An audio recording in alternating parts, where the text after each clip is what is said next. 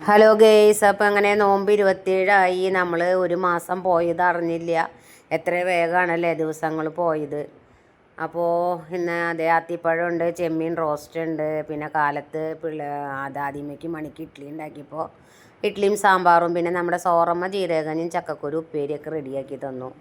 പിന്നെ തണ്ണിമത്തങ്ങ മാളുവിൻ്റെ special juice, പുതിനാലയും കസകസയും ചെറുനാരങ്ങ നീരൊക്കെ ഇട്ടിട്ട്. അപ്പോൾ ഇന്ന് ഞാൻ രാവിലെ കൊടകരയ്ക്ക് പോകേണ്ട കാരണം കൊണ്ട് നമ്മുടെ സോറമ്മ ജീരകഞ്ഞിയും ചക്കക്കുരും ശരിയാക്കി തന്നു. അപ്പോൾ കഞ്ഞിയുള്ളപ്പോൾ തന്നെ പിന്നെ നമുക്ക് നല്ല സുഖമാണ്. ഇപ്പോൾ ഭക്ഷണമൊന്നും അങ്ങനെ നമുക്ക് കഴിക്കാൻ തോന്നില്ലല്ലോ. അപ്പോൾ ഇതാണ് ഇന്നത്തെ നോമ്പിൻ്റെ പ്രത്യേക വിശേഷങ്ങൾ. പിന്നെ അതേ സോറമ്മയുടെ അടുത്തേക്ക് പോയിട്ട് വരുമ്പോൾ ചാമ്പയ്ക്ക നിറയെ ഉണ്ടായി നിൽക്കണത് കണ്ടു. ഇപ്പോൾ ചാമ്പയ്ക്ക് ജ്യൂസ് അടിക്കാറായി. പിന്നെ നമ്മുടെ പൂച്ചക്കുട്ടന്മാർ മീനും കാത്ത് അവിടെ കിടക്കണുണ്ട്. ഇനി അവർക്ക് നോമ്പ് തുറന്നിട്ട് വേണം കൊടുക്കാനായിട്ട്. കരച്ചിലും ബഹളമായിട്ടാണ് നിൽക്കണേ.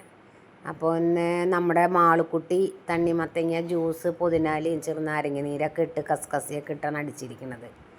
ആളുടെ സ്പെഷ്യലാണെന്നൊക്കെ ആൾ പറഞ്ഞു. അപ്പോൾ അത് ജ്യൂസ് അടിച്ച് കഴിഞ്ഞ് പിന്നെ ഞങ്ങളുടെ ഇന്ന് മൊയ്തീൻ എത്തിയിട്ടില്ല. ഇന്ന് എത്താൻ നേരം വൈകും. അപ്പോൾ അബു ഇന്ന് മൊയ്തീനെ കൊണ്ടുവരാൻ വേണ്ടി പോയിരിക്കുകയാണ്.